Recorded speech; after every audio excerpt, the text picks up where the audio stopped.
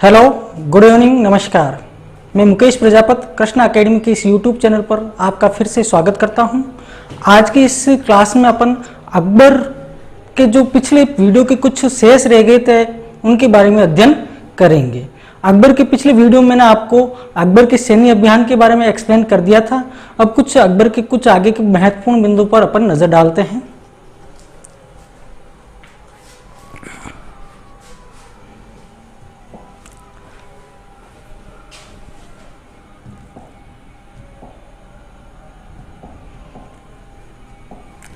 अकबर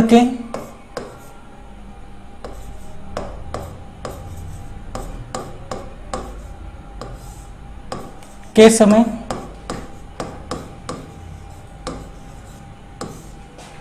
प्रमुख विद्रोह।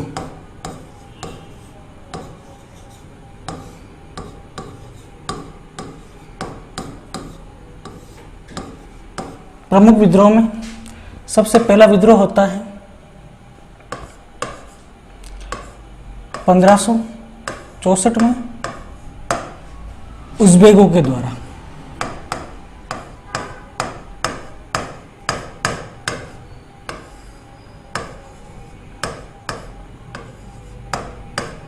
इस विद्रोह को अकबर इजी गोइंग फिनिश कर देता है। आफ्टर देन नेक्स्ट विद्रोह होता है 1571 में मिर्जा विद्रोह।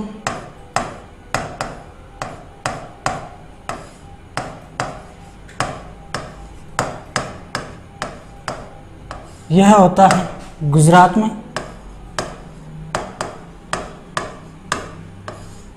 इस विद्रोह को भी अकबर फिनिश कर देता है। आफ्टर देन अगला विद्रोह होता है 1599 में जहांगीर का विद्रोह।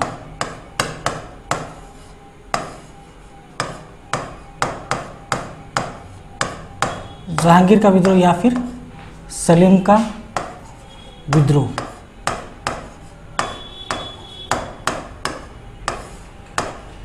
जहांगीर का विद्रोह या सलीम का विद्रोह। इन तीनों विद्रोहों में से जो सबसे ज्यादा मोस्ट इंपॉर्टेंट विद्रोह है वह जहांगीर का विद्रोह। इन ऊपर वाले दो विद्रोह के भले आप सन और कौन करते हैं विद्रोह ये याद कर लेना, बाकी इस विद्रोह का आप थोड़ा डीपली देखना। होता क्या है, जहांगीर का एक मित्र होता है जिसका नाम होता है वीर सिंह बुंदेला। क्या नाम होता है? वीर सिंह बुंदेला। जहांगीर अकबर के खिलाफ विद्रोह कर देता है। वीर सिंह बुंदेला की सिखावट में आकर सिखाने के फलस्वरूप अंततः अकबर के द्वारा जहांगीर को समझाने के लिए अबुल फजल को भेजा जाता है। किसको भेजा जाता है? अबुल फजल को भेजा जाता है। संयोगवश अबुल फजल की हत्या कर देता है वीर सिंह बुंदेला। कौन कर देता है? वीर सिंह बुंदेला। अंततः जहांगीर वापस दिल्ली जाता है पिता के पास।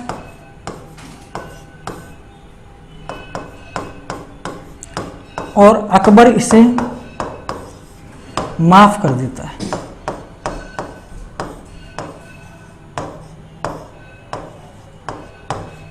अकबर इसे माफ कर देता है। वापस रिपीट कर रहा हूं, अकबर के समय के प्रमुख विद्रोह में सबसे पहला आता है उज़्बेकों का विद्रोह जो 1564 में होता है। आफ्टर देन 1571 में मिर्जा विद्रोह जो कि गुजरात में होता है।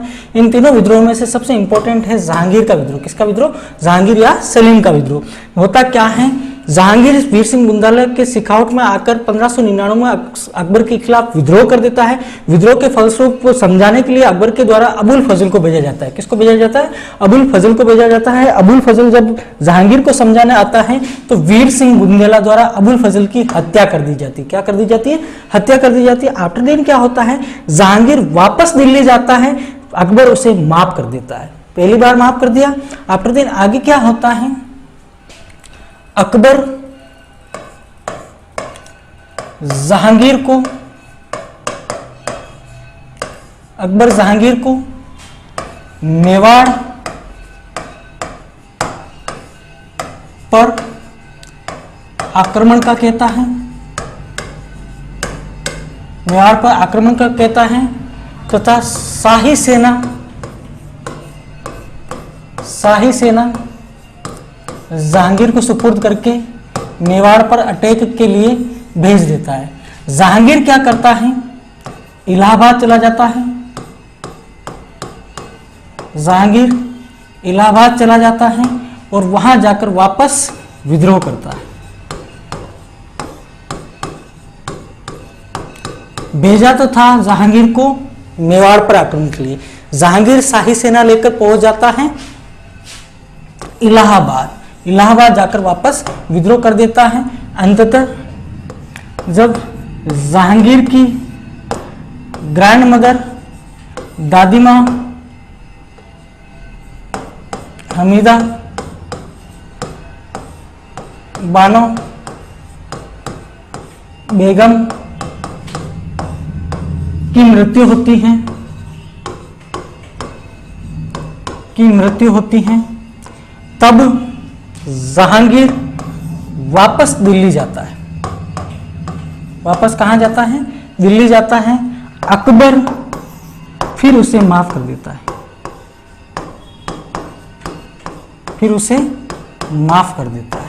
अंततः अकबर जहांगीर को 1605 में युवराज घोषित कर देता है।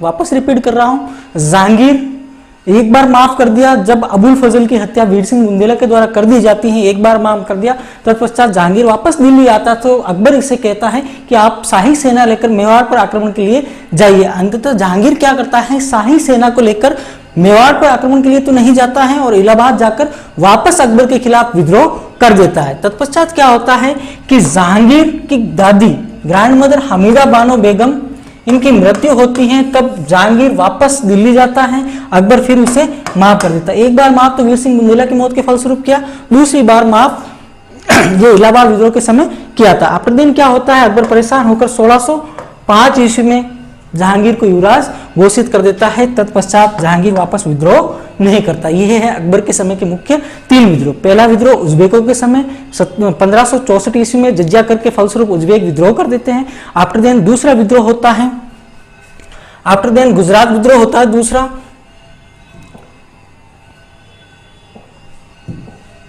दूसरा जो विद्रोह होता है गुजरात में मिर्जा का विद्रोह होता है, यह होता है 1571 में। आफ्टर देन जहांगीर का विद्रोह होता है 1599 में और 1605 में इसको युवराज घोषित कर दी जाती है। 3 प्रमुख विद्रोह हैं। एक बार प्रतियोगी परीक्षा में यह प्रश्न पुट अप हुआ था कि अबुल फजल की हत्या किसके द्वारा की जाती है, तो ध्यान रखना अबुल फजल की हत्या वीर सिंह बुंदेला के द्वारा की जाती है तथा अबुल फजल समझाने के लिए जाता है जहांगीर को। यह अकबर के समय के प्रमुख विद्रोह है। अब देखिए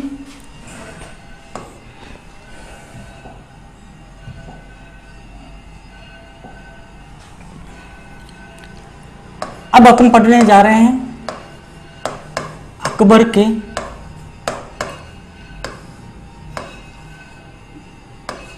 की धार्मिक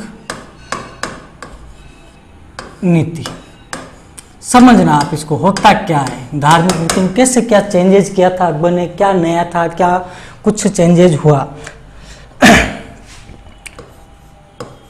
1575 में अकबर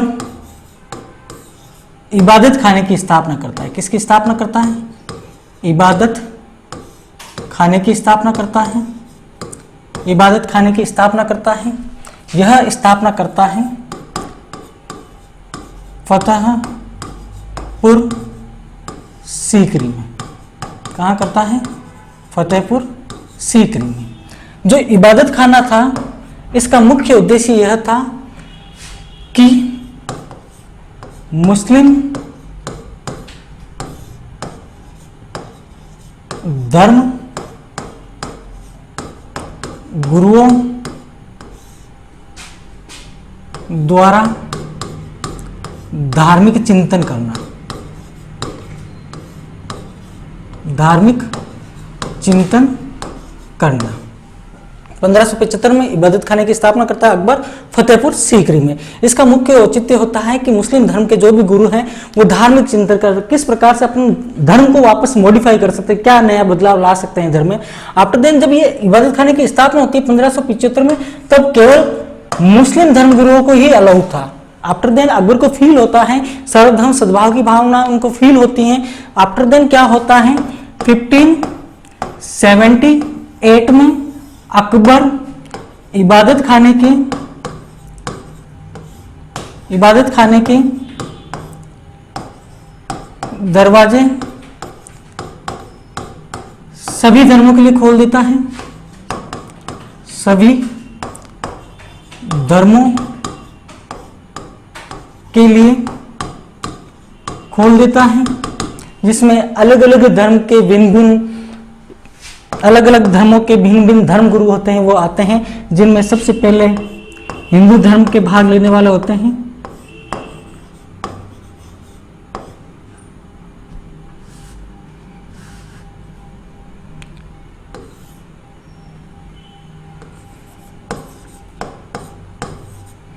जिसमें सबसे पहले हिंदू धर्म के भाग लेने वाले होते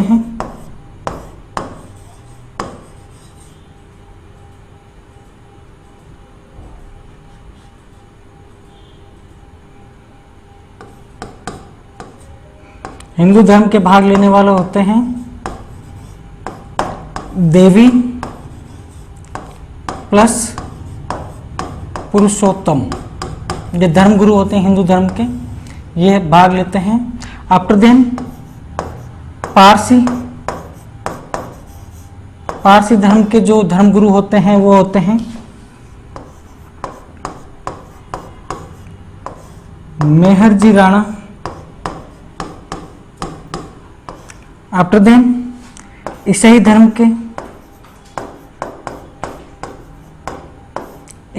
के होते हैं वो होते हैं एक्वा रेट तथा मोन सरेट, एक्वारेट तथा मोन सरेट। आफ्टर देन जो जैन धर्म के भाग लेने वाले होते हैं वो होते हैं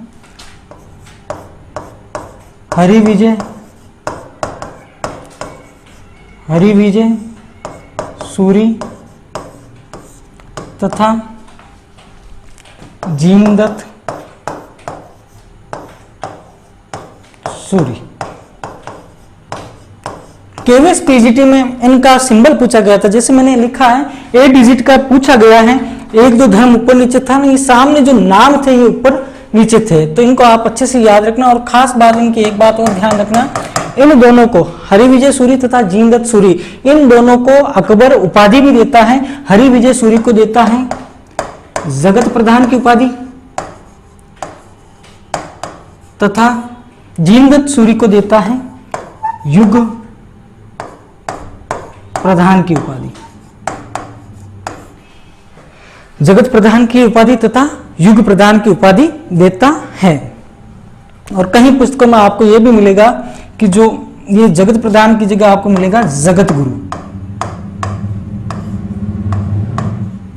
जगत गुरु ये उपाधि अकबर के द्वारा इन 2 धर्मावलंबियों को दी जाती। अब देखिए क्या होता है, 75 में तो इबादत खाने की स्थापना हो गई, 78 में सभी धर्मों के लिए इसके दरवाजे खोल दिए गए, 78 में सभी धर्मों के लिए इसके दरवाजे खोल दिए गए।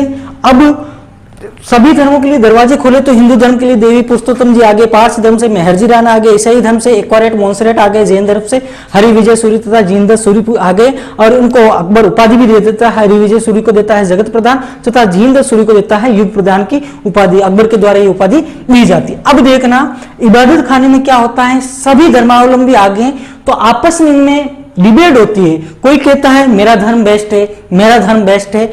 78 में तो गेट खोल रहा है इबादत खाने के। अब क्या होगा 1579 में क्या होगा कि अकबर तंग आ जाएगा इनकी डिबेट सुन सुनकर। जब अकबर इनकी डिबेट सुन सुन के तंग आ जाएगा तब एक घोषणा करेगा जिसे कहते हैं मजहर की घोषणा। कौन सी घोषणा? मजहर की घोषणा।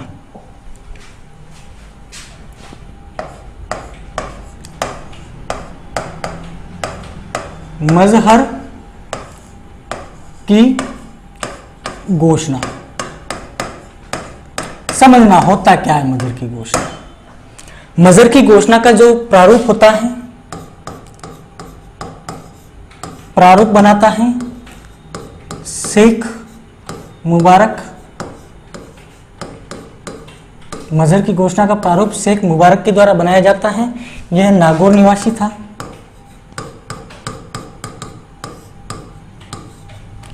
मजहर की घोषणा के अंतर्गत यह बातें स्पष्ट की जाती हैं कि सभी धर्मों की जो अच्छी अच्छी बातें हैं, कोड ऑफ कंडक्ट, उनकी एक आचार संहिता बनाई जाएगी। और अगर दो धर्मावलंबी आपस में लड़ते हैं, डिबेट करते हैं, तो किसकी डिबेट सही है या गलत है, अर्थात जो धर्म है, धर्म का अंतिम व्याख्याकार होगा वह अकबर स्वयं होगा। अंतिम डिसीजन अकबर लेगा किसकी बात सही है, किसकी बात सही नहीं। अब देखना समझना, मजहर की घोषणा प्रारूप शेख मुबारक बनाता है। इस मजहर की घोषणा की ये होती है 1579 में। सभी धर्मों के लिए इबादत खाने के गेट खुलते हैं 1578 में। ठीक एक वर्ष बाद मजहर की घोषणा का प्रारूप जारी कर दिया जाता है। इसके अंतर्गत क्या होता है, यह एक तरह से आचार संहिता थी, कोड ऑफ कंडक्ट था, जिसमें सभी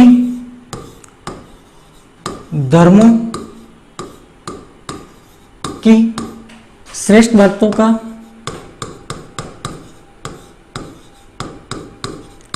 का संकलन, सभी धर्मों की श्रेष्ठ बातों का संकलन कर दिया जाता है।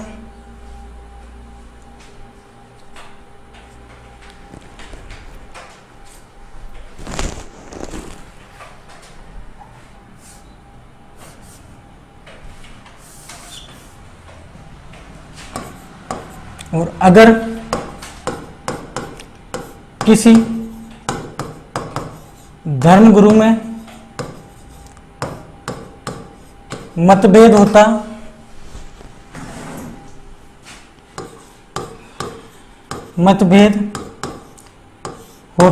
तो इस मतभेद के अंतर्गत अंतिम निर्णय अकबर का होता है। अर्थात मजहर की घोषणा के अंतर्गत जो बादशाह था अकबर, बादशाह को धर्म का अंतिम व्याख्याकार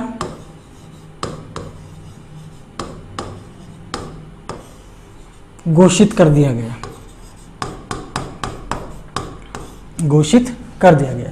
मजहर की घोषणा प्रारूप शेख मुबारक नागौर निवासी द्वारा बनाया जाता है। यह एक तरह से कोड ऑफ कंडक्ट था, आचार संहिता थी। इसमें सभी धर्मों की श्रेष्ठ बातों का संकलन था।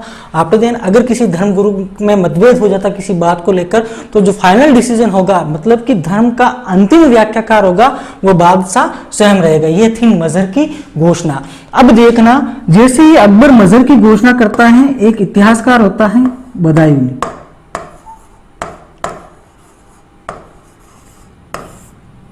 बदायूं एक कमिटमेंट करता है कि अकबर इस्लाम का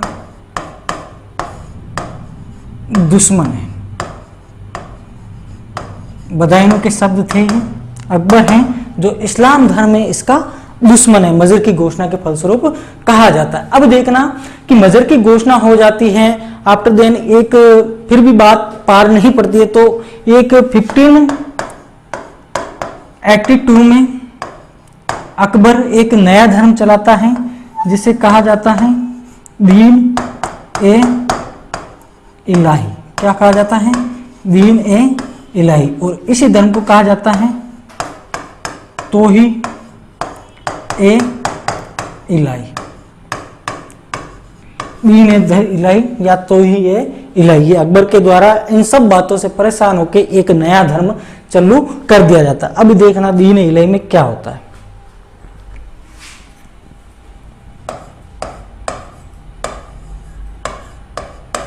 दीन ए इलाही 1582, यह भी उसकी तरह आचार संहिता थी।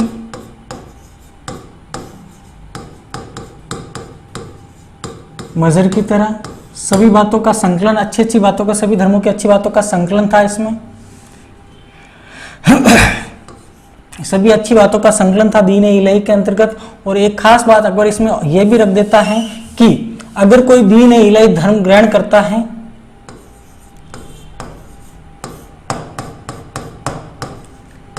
दीन इलाही धर्म अगर कोई ग्रहण करता है तो उसको 4 चीजें होगी जो अकबर को सुपुर्द करनी पड़ेगी, जिसे कहा जाता है जमीन, संपत्ति, सम्मान और धर्म। यह किसको देने पड़ेंगे? अकबर को देंगे। जमीन, संपत्ति, सम्मान और धर्म, ये चारों चीजें किसको देनी पड़ेगी? अकबर को। जमीन, संपत्ति, सम्मान,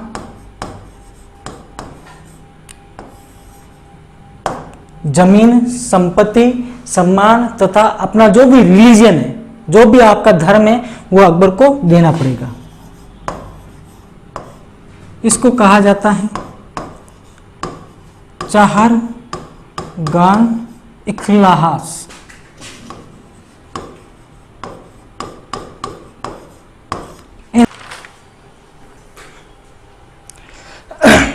चाहरगान इखलास अर्थात अगर आपको दीन इलाही धर्म की दीक्षा लेनी है, अगर आपको दीन इलाही धर्म की दीक्षा लेनी है तो दीक्षित होने के लिए ये 4 चीजें, विकसित होने के लिए ये 4 चीजें आपको अकबर को सुपुर्द करनी पड़ेगी। इसे भारतीय इतिहास में कहा जाता है चाहरगान इखलास, जो कि अकबर के द्वारा मॉडिफाई किया जाता है। अब देखना, इस दीन इलाही का जो प्रधान पुरोहित था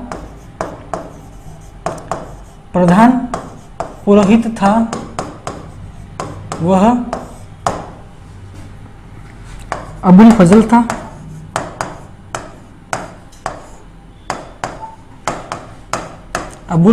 था। आफ्टर देन इस दीन इलाही धर्म के अंतर्गत सूर्य को महत्व दिया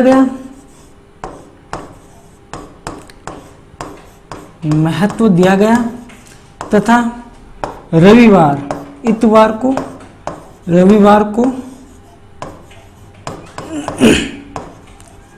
को भी महत्व दिया गया। रविवार को भी इसमें महत्व दिया गया। कहा जाता है कि इसी रविवार के दिन अकबर का बर्थ भी होता है या जन्म भी होता है।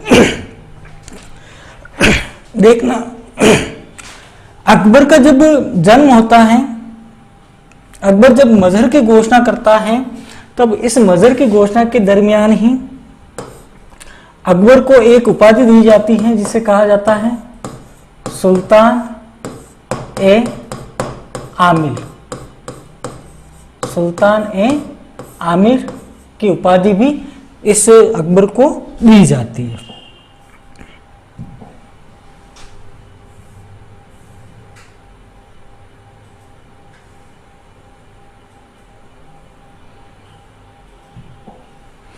इसमें रविवार को भी महत्व दिया जाता है, सूर्य को भी महत्व दिया जाता है, प्रधान पुरोहित अबुल फजल होता है। ये था अकबर का दीन इलाही धर्म। आफ्टर देन क्या होता है, आगे आते हैं अकबर के नवरत्न।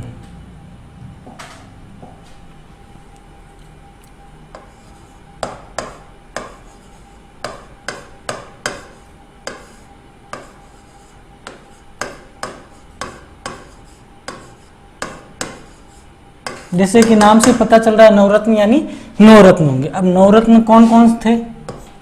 सबसे पहले अबुल फजल, जिसकी हत्या वीर सिंह बुंदीला ने कर दी थी। उसके बाद में आता है अब्दुल रहीम खान खाना,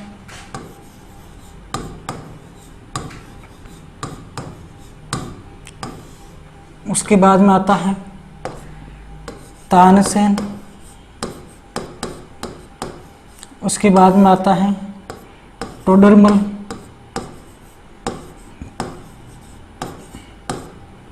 टोडरमल। उसके बाद में आते हैं मानसिंह,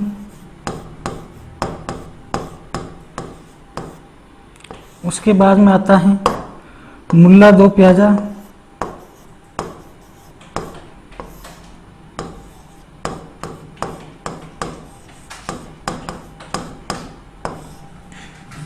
उसके बाद में आता है फैजी, उसके बाद में आता है बीरबल, उसके बाद में आता है हकीम हुमा, हकीम हुमा। ये अकबर के 9 रत्न थे। अब देखना समझना इनको याद कैसे करते हैं। ATM स्क्वायर FBH, ये अकबर के 9 रत्न थे। A डबल है, अबुल फजल प्लस अब्दुल रहीम खान खाना, ए से अबुल फजल अब्दुल रहीम खान खाना, ये हो गया आपके ए से। उसके बाद में T से तानसेन और टोडरमल, उसके बाद में M से मानसिंह और मुल्ला दो प्याजा, फिर FB फैजी और बीरबल और H यानी हुमायूं खान। ये अकबर के प्रमुख नवरत्न थे। अब देखना एक एक नवरत्न के बारे में अपन अध्ययन करते हैं। सबसे पहला नवरत्न आता है अबुल फजल, अबुल फजल। जैसा कि अगर नवरत्न आए तो नवरत्न का संबंध है अकबर से, तथा अगर अष्ट दिग्गज आए तो अष्ट दिग्गज का संबंध होता है अपने दक्षिण भारत के कृष्ण देवराय से, अष्ट दिग्गज का संबंध होता है। अबुल फजल। अब देखना अबुल फजल नागौर निवासी थे।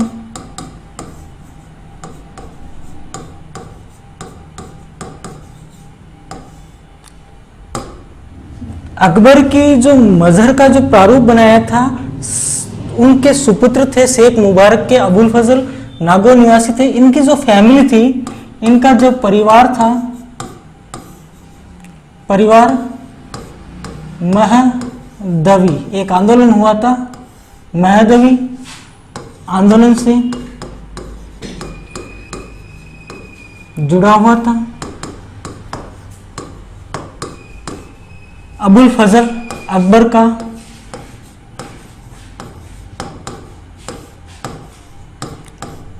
प्रमुख परामर्श दाता होता है। मेन रूप से उसका अकबर का प्रमुख एडवाइजरी होता है। और इसी अबुल फजल ने एक पुस्तक लिखी थी जिसका नाम है आईने ए अकबरी। कौन सी बरी? आईने ए अकबरी। अब ये क्या पुस्तक थी जो 3 भागों में डिवाइड थी, 1, 2, 3। जो इसका थर्ड पार्ट था उसे कहा जाता है अकबर नामा। क्या कहा जाता है?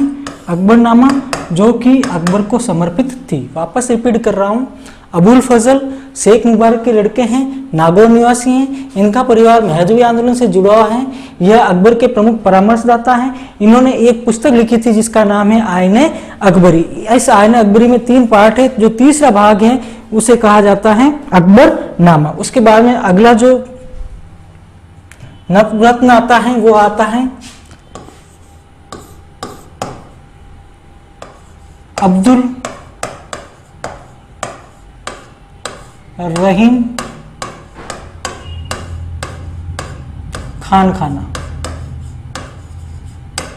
अबुल फजल की एक बात ध्यान रखना, वीर सिंह बुंदेला ने उसकी हत्या भी कर दी थी। अब्दुल रहीम खान खाना, जब मैंने अकबर स्टार्ट किया था तो अकबर के दरमियान मैंने आपको समझाया था कि अकबर बैराम खां के संरक्षण में साम्राज्य करता है।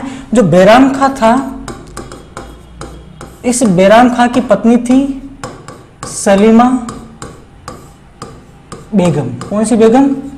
सलीमा बेगम। इसी सलीमा बेगम की संतान थी अब्दुल रहीम खान खाना। अब देखना, जब बैरम खां की हत्या कवा मुबारिक खां के द्वारा पाटन गुजरात में हो जाती है, तत्पश्चात क्या होता है, इस सलीमा बेगम से अकबर शादी करता है। इस सलीमा बेगम से अकबर शादी करता है तथा इसके बेटे को अपने नवरत्नों में शामिल कर लेता है। और ये इसकी खास बात अब्दुल रहीम खान खाना की, ये जो मुगल सम्राट आएगा आगे जहांगीर, उस जहांगीर का गुरु भी था। ये किसका गुरु था? जहांगीर का गुरु था। उसके बाद में अगला नवरत्न आता है तानसेन, तीसरा अकबर का गुरु तानसेन। कौन सा सेन? तानसेन। तानसेन के बारे में कहा जाता है कि इनका जो पुराना नाम, वास्तविक नाम था, वो था रामतनु पांडे। रामतनु पांडे। ये जो थे ग्वालियर के रहने वाले थे।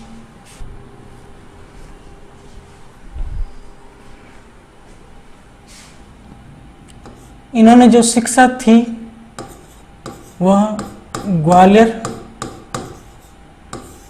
संगीत घराने से ली।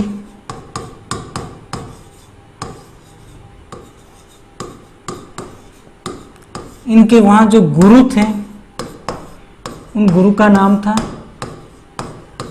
हरिदास। कौन सा दास? हरिदास। तथा एक मुसलमानों के गुरु थे जिनका नाम था मोहम्मद गोश। मोहम्मद गोश। इन मोहम्मद गोश से भी इन्होंने शिक्षा ग्रहण की। मोहम्मद गोश से भी इन्होंने शिक्षा ग्रहण की तथा कहा जाता है कि रामतनु पांडे के द्वारा मोहम्मद गोश को काफी शिक्षित किया गया था। और कैसा भी सुनने में आता है कि अकबर के द्वारा इसको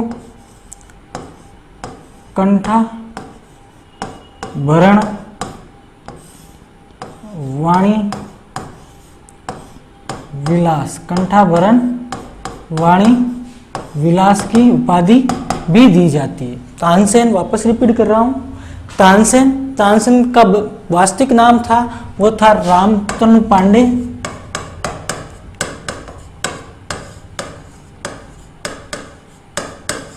वास्तविक नाम था वो था रामतनु पांडे। ये ग्वालियर के संगीत घराने से संबंध रखते हैं और कहा जाता है कि प्रारंभिक शिक्षा होती है इनकी, वह भी ग्वालियर के संगीत घराने से ही होती हैं। वहां पर इनके गुरु होते हैं गुरु हरिदास। इन्होंने मोहम्मद गोश से भी शिक्षा ली तथा अकबर के द्वारा इसे कंठाभरण वाणी विलास की उपाधि भी दी जाती है। अगले जो अपने अकबर के नवरत्न आते हैं वो आते हैं टोडरमल।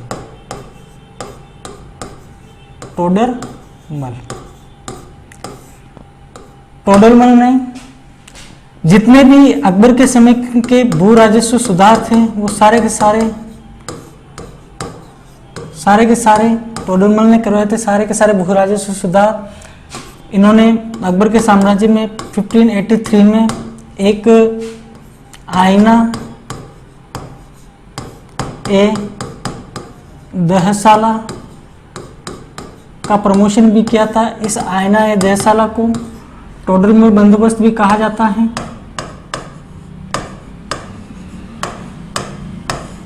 टोडरमल बंदोबस्त भी कहा जाता है। आफ्टर देन इस टोडरमल को अकबर ने एक पोस्ट दी थी जिसे कहा जाता है दीवान ए अशरफ। दीवान ए अशरफ। मैं आपको जब मुगल कालीन प्रांतीय व्यवस्था पढ़ूंगा तब इस चीज का जिक्र करूंगा। यहाँ इतना सा बता देता हूँ, दीवान ए अशरफ होता है वो एक तरह से वित्त मंत्री होता है। कैसा मंत्री होता है? वित्त मंत्री होता है। फाइनेंशियल मिनिस्ट्री होती है जिसके पास, उसे कहा जाता है दीवान ए अशरफ, अर्थात वित्त मंत्री होता है। अब उसके बाद में अगला जो आता है अकबर का नवरत्न वो आता है मान सिंह। कौन सा सिंह? मान सिंह। मान सिंह आमेर के रहने वाले थे, कछवा राजवंश से बिलोंग करते थे। मैंने आपको दिन में बताया, एक पहले प्रीवियस वीडियो में बताया था 92 में एक उड़ीसा अभियान होता है, उड़ीसा अभियान, वो मानसिंह के नेतृत्व में ही होता है। और कहा जाता है कि जो ये मानसिंह था, इस मानसिंह को 7000 का मनसब प्राप्त था।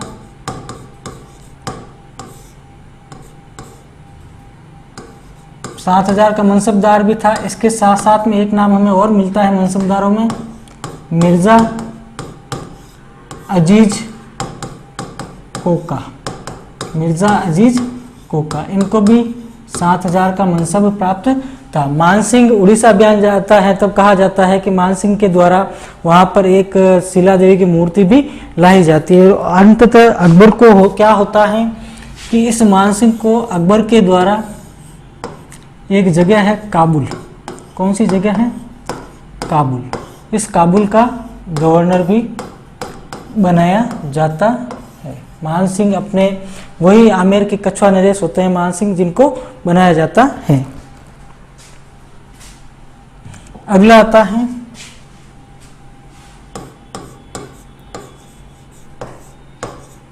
मुल्ला दो प्याजा। मुल्ला दो प्याजा की एक ही बात ध्यान रखना, यह हास्य विद्या में प्रवीण था, बीरबल के समान। किसके समान, बीरबल के समान। उसके बाद में अगला आते हैं फैजी,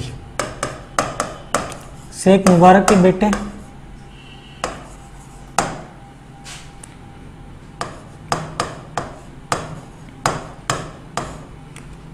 नागौर निवासी,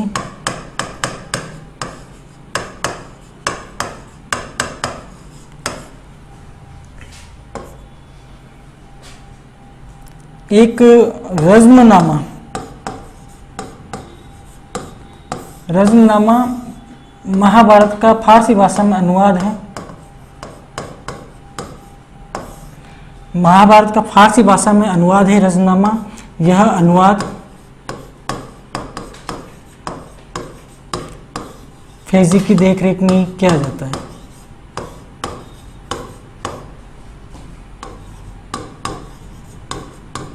फैजी की देखरेख में ही किया जाता है रज़्मनामा नाम से। अगला जो अकबर का नवरत्न आता है वह आता है बीरबल।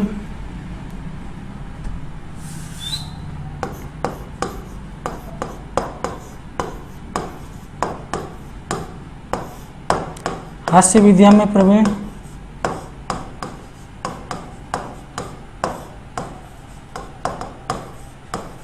यहाँ पर एक बात ध्यान रखना आप, मुल्ला दो प्याजा तथा बीरबल दोनों हास्य विद्या में प्रवीण है। दोनों के कई बार एग्जाम में क्वेश्चन पूछा गया है कि हास्य विद्या में निम्नलिखित में से कौन कौन प्रवीण था।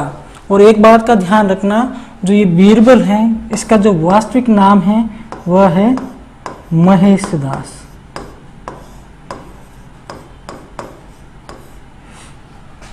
और बीरबल को जुडिशरी डिपार्टमेंट या फिर अपन कह सकते हैं न्याय विभाग दिया गया था बीरबल को। उसके बाद में अगला जो नवरत्न आता है वह आता है हकीम हुमायूं।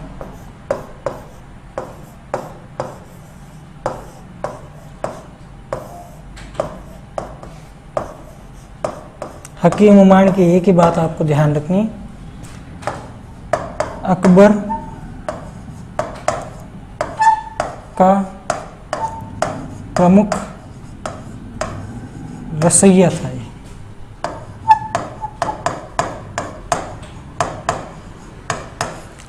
हास्य विद्या में एक तो मुल्ला दो प्याजा प्रवीण है तथा दूसरा बीरबल प्रवीण है। ये दोनों हास्य विद्या में प्रमुख रूप से प्रवीण है। और बीरबल था वो एकमात्र हिंदू था जिसने दीन ए इलाही धर्म ग्रहण किया था। दीन ए इलाही धर्म ग्रहण करने वाला एकमात्र हिंदू।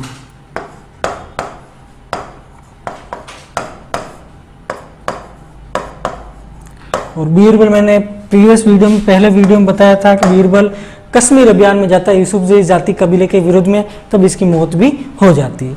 ये थे आज की क्लास में अपने अकबर की धार्मिक नीति तथा अकबर के नवरत्न। अब कुछ महत्वपूर्ण कथन देखते हैं अकबर के समय के।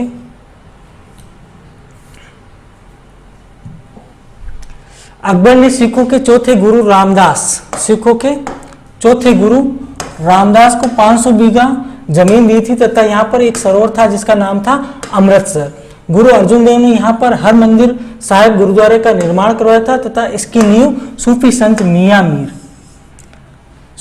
मियां मीर के द्वारा इसकी नींव रखी गई। आफ्टर देन आता है रणजीत सिंह, इस गुरुद्वारे पर सोना चढ़वा दिया।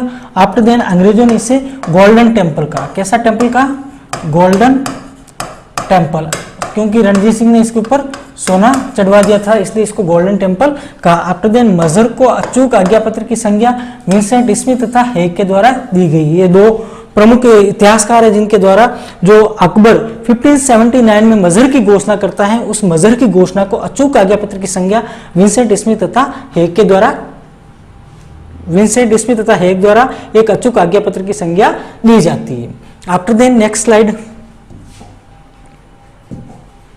अकबर की मृत्यु पेचिश रोग होता है एक, उससे होती है, पेचिश से 25 अक्टूबर 1605 में। आफ्टर देन मृत्यु के पश्चात इसे अर्श आस्याप्यानी यानी स्वर्ग में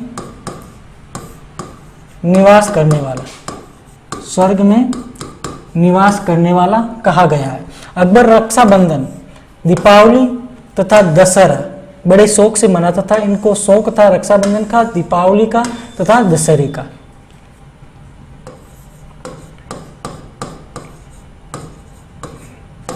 आफ्टर देन अकबर ने वल्लभाचार्य के समर्थक विठल दास को गोकुल एवं जेतपुरा की जागीर भी दी थी। अकबर स्वयं नगाड़ा बजाता था तथा लाल कलावंत नामक व्यक्ति ने इसे नगाड़ा बजाने में निपुण किया था। वापस रिपीट कर रहा हूं, अकबर की मृत्यु 25 से होती है, 25 अक्टूबर 1605 में। मृत्यु के पश्चात इसे अर्श आस्यानी यानी स्वर्ग में रहने वाला कहा गया है। आफ्टर देन अकबर रक्षाबंधन, दीपावली, दशहरा बड़े शौक से मनाता था। आफ्टर देन अकबर ने वल्लभाचार्य के समर्थक विठलदास को गोकुल एवं जेतपुरा की जागीर दी थी। अकबर स्वयं नगाड़ा बजाता था तथा लाल कलावंत ने इसे नगाड़ा बजाने में परफेक्ट किया था। अकबर अपने शासन के 11वें वर्ष मनसबदारी प्रथा की शुरुआत करता है। अपने नेक्स्ट वीडियो में पढ़ेंगे, जब अपन मुगल काल की सामाजिक आर्थिक व्यवस्था पढ़ेंगे तब आएगी मनसबदारी। तो अकबर ने अपने शासन के 11वें वर्ष में मनसबदारी प्रथा की शुरुआत की थी। 1580 ईस्वी में भू राजस्व के लिए आयना ए देसला, जिसे टोडरमल बंदोबस्त भी कहा जाता है, ये तैयार किया था टोडरमल ने, जिसलिए टोडरमल बंदोबस्त भी कहा जाता है। सूरदास, तुलसीदास तथा दादू दयाल, ये तीनों किसके समकालीन थे? अकबर के समकालीन थे, मतलब STD।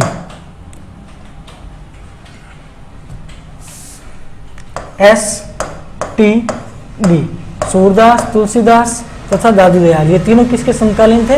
अकबर के समकालीन थे। अकबर के दरबार में 8 प्रकार की लेखन शैली प्रचलित थी, जिसमें से उसे नस्तालिक जो लेखनी की शैली थी वो काफी पसंद थी।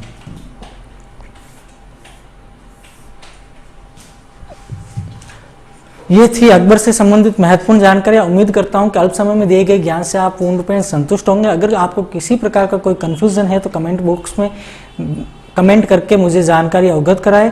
लॉट ऑफ थैंक्स, धन्यवाद।